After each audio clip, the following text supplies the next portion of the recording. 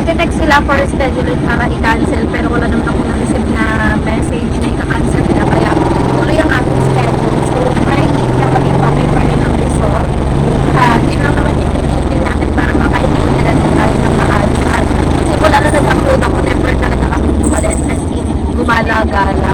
Kasi hindi ko talaga ako panatag for that. So, hanggang hindi namin nakita yung resort, wala akong karapatan na magsaya-saya kami.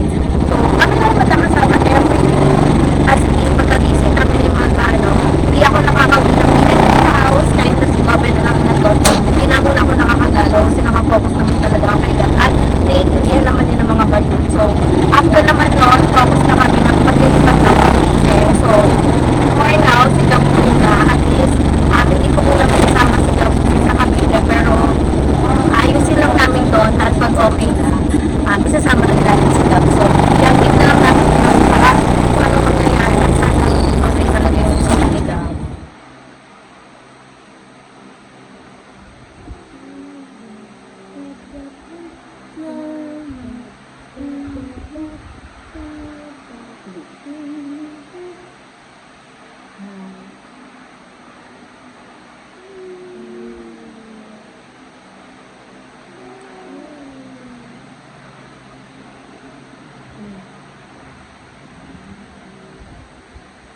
So ayun mga Bex, yung clip na nakita nyo is yun yung araw na nagpa-CT scan kami ni Gab tsaka ni Paul. So yun yung araw ng schedule ni Gab for CT scan at medyo kinakabahan talaga ako nung araw na yon at hindi talaga ako nakapag-vlog na mismo sa department na yun kasi bukod sa bawal pero medyo kinakabahan din ako kasi hindi ko alam kasi parang ang tingin ko sa sarili ko nung parang failure akong mommy, ganon. So ito yung story kung bakit kailangan namin ipa-CT scan si Gab. So, last year, nung December, ay naglalaro si Gab.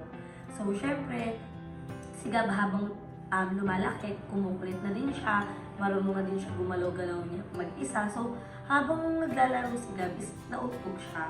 So, umiyak siya sandali, pero umahan din kagad siya. Pero hindi kami na panatag doon kasi chinek namin kung may bukol ba siya, kung ano ba yung mangyayari sa kanya after niya mauntog. So, inobserbahan namin siya. At medyo okay naman. So, parang sabi ko, baka nauntog lang talaga si Gab. Pero, hindi nakapanatag yung loob ko. At ilang araw yung lumipas, bigla akong kinakalabit ni Gab. Tapos, nagsasabi siya sa akin ng, ouch ma'am, ouch. Tapos, tinuturo niya yung ulo niya. So, parang ako, sabi ko, hala, bakit na? Ito na yung effect nung pagkaupog niya nung araw na yun. So, ilang araw yung lumipas bago namin nakita yung reaction talaga ni Gab. At hindi kagad kami nakapagpa-CT scan that time kasi mag-Christmas, may mga holidays talaga. So, wala pa talaga kaming time that time na magpa-CT scan kay Gab. Pero, pinunta ko kagad siya sa pedya niya. At nung nagpa-check up kami sa pedya niya, tinanong niya kami kung ano ba yung mga naging sign, bakit kailangan namin i-CT scan si Gab, ano ba daw yung nangyari. At kinrento ko man na nauntog si Gab. So, medyo sobrang worry talaga ako nun kasi kinakabahan ako. Pero, hindi pa rin ako naging panatag doon. Sabi na sa akin yung edge ni Gab na okay naman kasi hindi naman daw nag-convulsion si Gab. Hindi naman daw nilagnat. May isa pa siyang sinabi eh.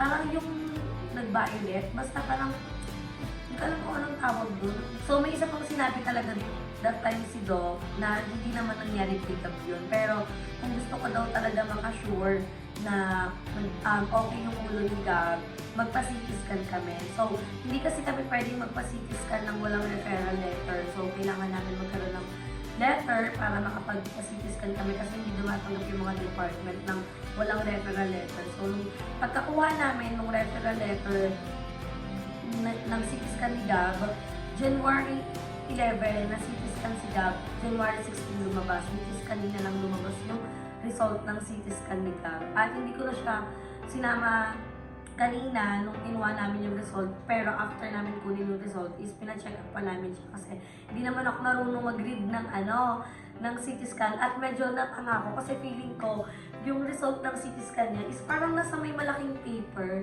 tapos parang may parang feeling ko yung nasa utak ko parang extra yung magiging eksena, yung magahawak kong papel, pero hindi.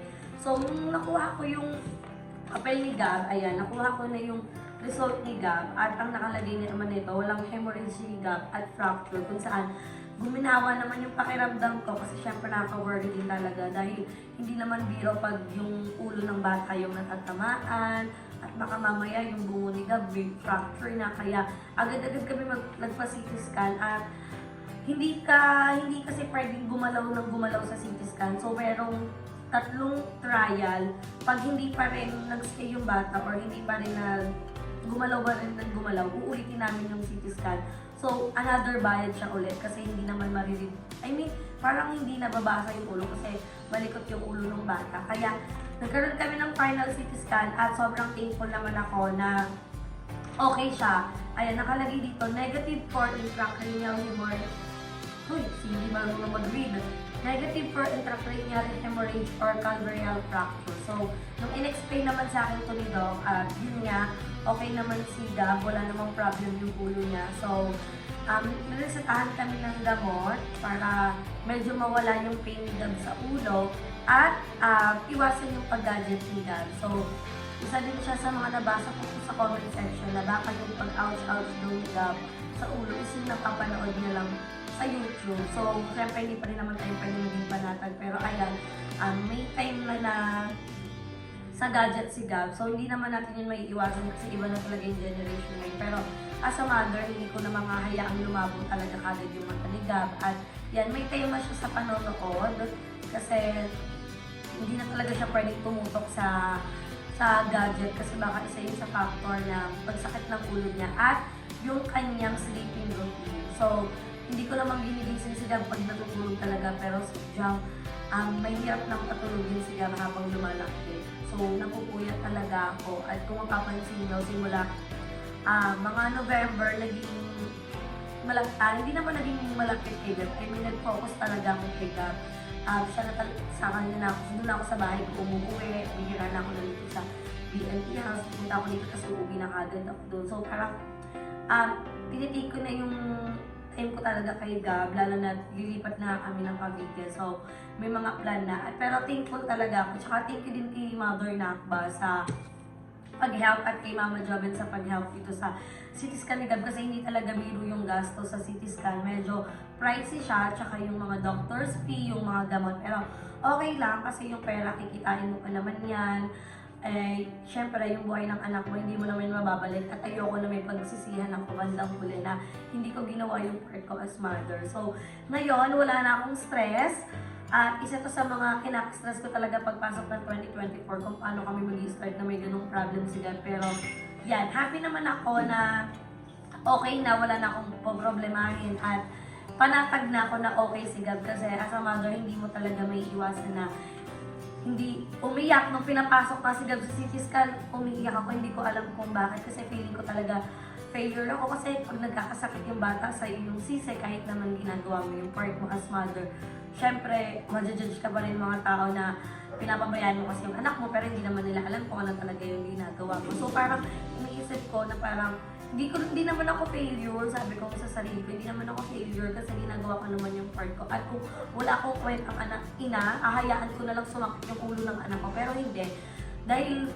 mahal na mahal ko talaga si Gab at gusto ko talaga maging panatag yung mind ko kasi yun naman yung gusto ko magkaroon ng peace of mind this 2024. At happy naman ako na nagawa ko siya. At saka thank you Lord talaga kasi nagpipray talaga ako kay Lord na sana walang problem si Gab. At ganun naman yung naging resulta niya. So sa mga mommies out there dyan, kung nakikita nyo may nararamdaman nyo yung anak nyo, ipa-check up nyo talaga agad kasi sobrang hirap magsisi bandang huli. Mas huli yung pagsisisi kasi pag hindi mo siya agad inagapan, baka mas lumala pa. Kaya yung ako, inagapan ko agad, pinasitis kagad namin si Gab. At thankful din ako sa pwede ni Gab kasi every time na may tanong ako sa kanya, sinasagot niya talaga ako, lalo na pag-paralig. Kasi syempre, first time mama ko at iba yung magulang noon, iba yung nanay noon sa magulang ngayon. So, kaya marami pa akong hindi alam talaga na, hindi alam, syempre hindi ko naman alam kung ano yung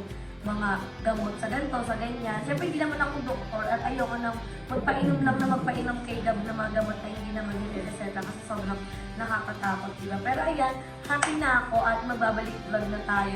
Tapos na yung pagpapahinga natin for almost 2 weeks. This January, at pagpasok talaga ng taon, wala akong upload. So, ito lang yung magiging first upload ko. At magkakaroon pa tayo ng errands kasi pupunta tayo ng Cavite. At binlog ko na lang to para matapos na itong CT scan talaga ni Gab. Itong problem talaga namin. At thankful din naman ako sa mga nanonood na inaabangan talaga nila kung ano yung resulta ni Gab. At marami talaga ako nakita sa comment section na nag-a-advise sa akin. Kaya mas napapalawak yung mind ko sa pagiging mommy. Mas nagkakaroon ako ng maraming idea. Hindi sa pinanhihimas ko nila yung pagiging nanay ko. Pero syempre kasi sila may mga idea na, may mga alam na. At happy ako kasi nagkakaroon ako ng idea ng hindi ko kailangan magbayad at alam ko na yung mga next na gagawin ko. So, si Gab, kailangan natin bantay sarado kasi sobrang likot na po talaga ni Gab. Hindi mo na siya mapipigilan. Lalo na tumatuto siya maglakad, marunong na siya magtalon-talon. So, marunong na siya. Basta marunong, may sariling mundo na siya. Kaya niya nang gawin yung mga bagay na hindi niya pa nagagawa noon. Kasi syempre, nagkakaroon ng development talaga si Gab. At hindi naman talaga may iwasan na magkaroon ng mga ganyang insidente. Pero hanggat maaari, kung kailangan natin magkaroon ng maraming mata at tumutok sa mata ng anak natin para hindi maiwasan yung mga ganong insidente, gawin natin. Pero ako ngayon, happy na talaga ako kasi sobrang nakaluwag-luwag yung utak ko, yung isipan ko at naging panatag ako na walang problem si Gab at may mga bagong medicine. Pero yung medicine naman hindi siya antibiotic. In case lang naman na sumakit ulit yung ulo ni Gab, kaya binili ko yun. At yun naman yung sabi ng pwede niya. So, I'm so very happy. Thank you so much mga Bex. At sana patuloy niyo ulit kami panoorin sa aming mga vlog dahil back to vlog na din ako ngayon dahil wala naman na tayong ibang aatupagin pa. So, magpo-focus na ulit tayo sa YouTube channel natin at makakasama na ulit natin yung mga bayot. So, abangan niyo po yung mga content namin together. At ngayon ay birthday ni Mother na kala ko nga hindi ako makakapunta kasi ito nga dahil quarter result ni Gab at check-up. Pero ayan, makapunta tayo at makakasama natin dun si Mama Joven. So, i-update ko na lang kayo mga bets kung ano pa yung next na mangyayari at ano pa yung magiging next vlog natin for today's month. So, magkita-kita na lang tayo sa ating next vlog. Kaya naman, dito ko na tinatapos ang aking video. Don't forget to like and share this video. And mag-subscribe na kayo sa aking channel, Bebang Rical Mat, and siya po sa channel ng BNT Production, sa individual channel na magtalatawag kay Madam Ellie, Madam Ivan, at kay Mother Queen. So, thank you so much mga Bex. I love you all.